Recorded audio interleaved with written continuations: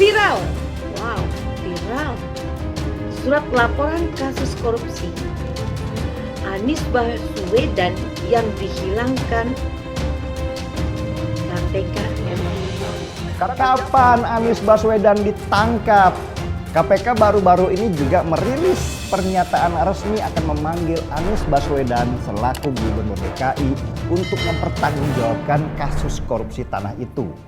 Gubernur saya jajaran itu tidak masuk wilayah-wilayah teknis ya. Sebetulnya saya sih capek ya ngomongin soal Anies Baswedan. Diomongin kitanya capek, nggak diomongin resikonya lebih gede. Terus Anies datang nih sebagai gubernur menawarkan kebijakan rumah DP 0%. Padahal kita memang kan salah satu yang ditugaskan kepadanya adalah membangun DP 0%. Pemanggilan KPK ini bisa jadi sebuah prestasi baru karena selama ini Anies dianggap sebagai the untouchable dari banyak kasus yang mengarah ke dia. Gak ada lagi penghalang buat KPK untuk mulai menyelidiki banyak kasus yang ada di Jakarta. Nah, masalah tanah ini juga yang sekarang membelit Pemda DKI. Memang sih kalau soal ngomong Anies jagonya, tapi kalau soal kerja lain lagi ceritanya. Proyek DP 0% itu siapa? Namanya juga DP, down payment kan? Pembayaran 0%, jangan sampai DPO ya. Nah, Anies Baswedan, tahu kan Anies Baswedan Gubernur DKI yang nggak punya prestasi itu, yang selalu ngeles. Saya sampai tadi buat catatan sebetulnya. Nah ini jadi ya. Jakarta Selatan itu harga per meternya 9,2 juta.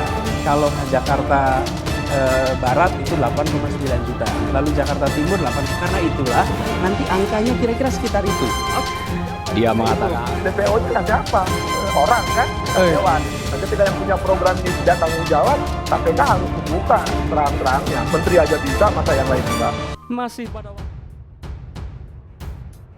KPK ultimatum sejumlah pihak yang terima aliran korupsi tanah muncul. Komisi Pemberantasan Korupsi atau KPK mengultimatum para pihak yang diduga menerima aliran uang dari dugaan korupsi pengadaan tanah di Muncul, Pondok Rango, Jakarta Timur untuk mengembalikan uang yang mereka nikmati. Hal ini karena dalam surat dakwaan mantan Direktur Utama atau Dirut Perumda Pembangunan Sarana Jaya Yoris Cornelis Pinantoa diduga perkara ini merugikan keuangan negara sebesar 152,56 miliar rupiah. Kami sampaikan kepada siapapun yang menikmati uang dari hasil tindak pidana korupsi yang berhubungan dengan perkara ini tentu untuk bisa mengembalikan kepada negara. Begitulah kata PLT juru bicara KPK Ali Fikri dalam keterangannya Senin 17 Januari. Beliau menjelaskan pengembalian uang hasil korupsi itu bisa dilakukan melalui koordinasi dengan tim jaksa KPK.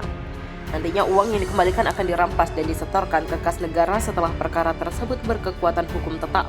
Nanti kalau kemudian perkara ini sudah mempunyai kekuatan hukum tetap, pasti akan dilakukan perampasan dan setoran kepada kas negara, tegas Ali. Juru bicara KPK bidang penindakan ini berujar, salah seorang saksi perkara ini yakni seorang notaris bernama Yoris Kaladi Anggraini telah berkomunikasi dengan tim jaksa yang mengembalikan uang yang diterimanya, tetapi belum dapat menjelaskan rinci total uang yang sudah dikembalikan Yoriska. Sejauh ini saksi ini kooperatif, sudah ada komunikasi dengan tim jaksa untuk bisa mengembalikan uang yang berhubungan dengan perkara ini, ujar Ali. Dalam perkaranya mantan Direktur Utama atau Dirut Perusahaan Umum Daerah Sarana Jaya Yoris Cornelis Pinantoa didakwa merugikan keuangan negara sebesar 152 miliar rupiah. Kerugian negara ini akibat dugaan korupsi pengadaan tanah di Muncul, Pondok Rangon, Jakarta Timur. Yori didakwa melakukan korupsi bersama-sama Direktur PT Adonara Pro Petindo Tommy Adrian, Wakil Direktur PT Adonara Pro Petindo Anja Runtuweni, Direktur PT Aldira Berkah Abadi Makmur atau ABAM Rudi Hartono Iskandar, serta Korporasi PT Adonara Pro Petindo. Perbuatan Yori DKK itu berdampak pada memperkaya dirinya dan sejumlah pihak, yakni Anja Runtuweni, Rudi Hartono Iskandar, dan Korporasi PT Adonara Pro Petindo sebesar 152 miliar rupiah. Yori DKK didakwa melanggar pasal 2 ayat 1 Cungko, pasal 18 Undang-Undang Nomor 31 Tahun 1999 tentang pemberantasan tindak pidana korupsi, sebagaimana telah diubah dengan Undang-Undang Nomor 20 Tahun 2001 tentang perusahaan.